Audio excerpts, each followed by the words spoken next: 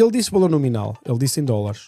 Mas vamos imaginar que em 20 anos, porque vai para o dobro. Uma tonelada de merda daqui a 100 anos vai valer trilhões de dólares, não é isso ou não? Sim, mas Mas voltando, existe essa explicação da concepção sem pecado, isso não vai voltar a acontecer. Se o Criador controla, tem dono, como o Francisco falou... Por que é que não vai voltar a acontecer?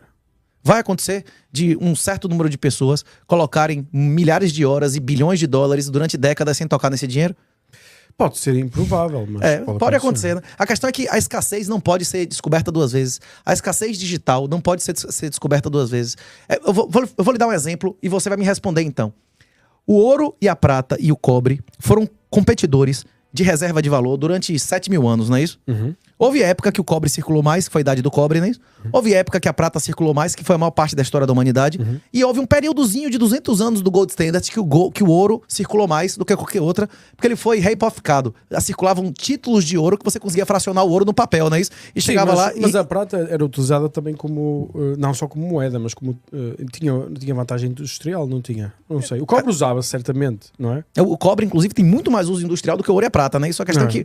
Por que em todos os séculos, em todos os milênios, o ouro ganhou da prata e a prata ganhou do ouro? E a prata ganhou do cobre? Por quê? Por que ganhou... Tem registros da época das pirâmides que 4 gramas de prata compravam a de ouro, não é isso? Tem registro do Antigo Testamento que 6 partes de prata... Tem a ver com a escassez, não é? Pois é. Você está dizendo, pelo mesmo motivo que é mais fácil um outro metal da tabela periódica, outra coisa da tabela periódica substituir o ouro do que uma outra criptomoeda substituir o Bitcoin. Pela concepção ser pecado, pelo first mover advantage, pelo ser o primeiro e também pela questão da escassez. Se você criar uma moeda hoje, ela não vai ser escassa como o Bitcoin. Hoje o Bitcoin, um governo não consegue comprar nunca mais, não serão emitidos mais 10% dos Bitcoins. Isso impede um governo chegar lá e comprar os Bitcoins. Qualquer outra moeda que seja criada agora, vai ser fácil para alguém controlar, chegar lá e comprar metade, ou 10%, ou 20%. Não entendeu o que eu tô dizendo, Miguel? Eu entendo, só que acho que é também um bocado uma posição fundamentalista de... Ou seja, o Renato tem muita crença, não é? Ou seja, eu percebo os raciocínios... Não, o Bitcoin pode dar errado. Eu, inclusive, tô pronto amanhã pro Bitcoin valer zero. Pra mim, a questão é imperativo moral, como diz o Michael Saylor. Mas então aqui. acha que pode dar errado? Você investiria num brega pedófilo? Um puteiro. Você botaria disso? Se fosse legal. Se fosse legal, um puteiro pedófilo em Portugal desse dinheiro, você investiria nisso? Eu não. Eu não vou colocar um centavo do meu dinheiro em castração de criança nem aborto. Se você der um centavo ao governo português, você der um centavo ao governo brasileiro, você vai ser comparsa dos crimes que eles cometem, não é isso? Mas repara, não? Mas como é que você não dá um centavo se tem que pagar imposto? Não dou voluntariamente. Eu só pago impostos de voluntários. Okay. Não tenho carro, não tenho casa e não vou adquirir nada que eu tenho que pagar impostos voluntários para eles. Não tem, por exemplo, imposto de ICMS? Tem? Sempre que esse é involuntário. ICMS já está recolhido ali. Mas o que eu estou a dizer é, nós estamos a repara, a questão é, a única forma de nós não pagarmos para que o dinheiro seja bem ou mal utilizado é nós não vivermos nesses países, concorda com isso? Não, é uma alternativa, mas não a única. Você pode tirar o dinheiro do seu país sem tirar o país do seu dinheiro. Você pode tirar o país do seu dinheiro sem tirar o dinheiro do seu país. Inclusive, na definição aristotélica, euro e dólar não são dinheiro, muito menos real, não é isso? Dinheiro é reserva de valor. Quem guardou euro no colchão há 20 anos ganhou ou perdeu riqueza? Perdeu, mas repara, então não é dinheiro, né? O mesmo para Bitcoin, ou seja... Quem guardou de Bitcoin uma moeda, acima de 4 anos sempre ganhou em qualquer período, não? Sim, mas isto foi muito no princípio, se calhar daqui a 20 anos poderá não ser assim. Em real? Você acha que vai tomar cacete de real, de dólar, de euro? Eu acho que, eu se olhar para o Bitcoin, e o Bitcoin, o que o pessoal diz é reserva de valor, não é? Tem que ser a longo prazo, porque a curto prazo não parece que tem essa estrutura de reserva de valor. Depende, Miguel, qual é a ameaça que você quer se defender? Eu quero me defender de arbitrariedades. Existe chance de eu chegar em minha casa agora, ser brocada, chegar a polícia lá e achamos um HD pedófilo aqui. Isso acontece no Brasil ou não acontece? O dono do partido de Bolsonaro tinha uma pepita de ouro de $1.000 lá, não declarada, e abriu um processo criminal, ele foi preso, algemado e saiu algemado. Não é isso? É possível. Em Portugal, se brocar em minha casa e tiver uma moeda de $1.000, $2.000 lá histórica, eles me prendem ou não me prendem? Hein? Sem declarar. Eles vão me prender. Um juiz qualquer pode me dar uma ordem que tome tudo meu.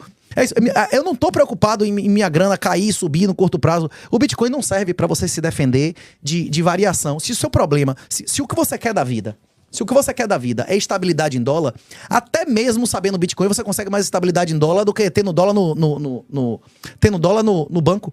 Hoje em dia, você faz uma operação. Se eu compreende cash and carry. Mas, por exemplo, o pessoal fala muito nisso. O senhor compreende com a operação chamada cash and carry? Sim. Você vende futuro de Bitcoin. Ele está sempre em cotango. Eu nunca vi, é raríssimo estar em backwardation. Você hoje consegue fazer renda de 15, 20% ao ano em Bitcoin, sem tocar em stable, vendendo futuro de Bitcoin. Você nem está exposto financeiramente a Bitcoin ou não?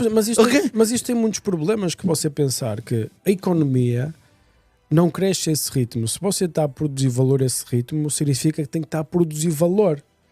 Percebe o que eu quero dizer? Ou seja, se a economia cresce a 2% ao ano e você está a ganhar 30% ao ano, significa que você está a produzir para a sociedade um determinado valor. Mas Agora, de onde é que vem esse valor? É o seguinte. Não é? Eu Ou concordo. seja, esse valor não vem da especulação e das pessoas quererem comprar mais?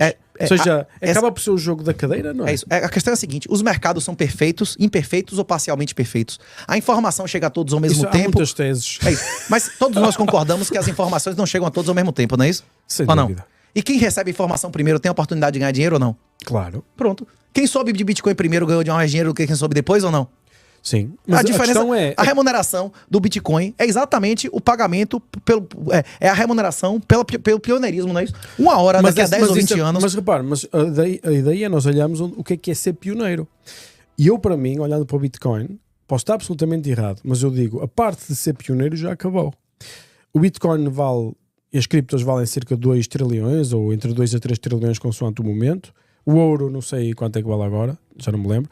Mas a questão é, o maior risco que o Bitcoin tem para mim, que foi aquela nós iniciamos nessa conversa, é se ele se tornar e começar a competir com o dólar, eu acho que esse é o maior risco que ele tem.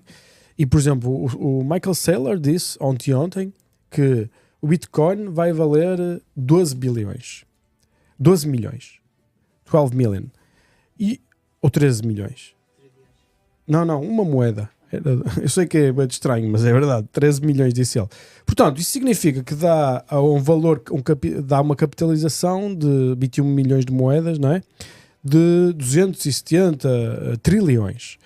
270 trilhões, se não houver inflação, ele diz 21 anos, vamos imaginar que há 50% de inflação. Mas é em termos reais, não nominais. Em termos reais, assim. Pronto. É isso ou é o nominal? Ele disse valor nominal, ele disse em dólares. Mas vamos imaginar que em 20 anos, porque vai para o dobro. Uma tonelada de merda daqui a 100 anos vai valer trilhões de dólares, não é isso ou não? Sim. Mas repara, a questão é isso. Vou falar numa coisa de cada vez.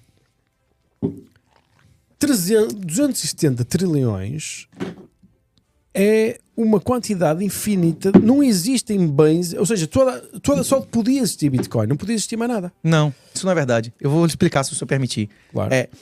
A humanidade está crescendo menos da metade do que poderia devido a abusos governamentais. O senhor concorda comigo? As regulações e tributações absurdas destroem a maior parte da riqueza marginal. Tem vantagens e desvantagens, como em tudo na vida. Mas uma pessoa que passa, uma pessoa na Argentina, uma pessoa na Venezuela, uma pessoa no Brasil, que entende Bitcoin, ele passa a ser capaz de receber doações, pagamentos de qualquer pessoa no mundo e aumenta a produtividade dela, não é isso? Só o fato da pessoa aprender a fazer autocustódia aumenta a riqueza e a produtividade dela. O fato, quanto mais pessoas entenderem o Bitcoin, menos poder os bandidos públicos e privados vão ter. Governos, não é? Menos os bandidos públicos, inclusive todos os crimes. O crime privado e público vai reduzir a riqueza e vai reduzir a violência pública e privada.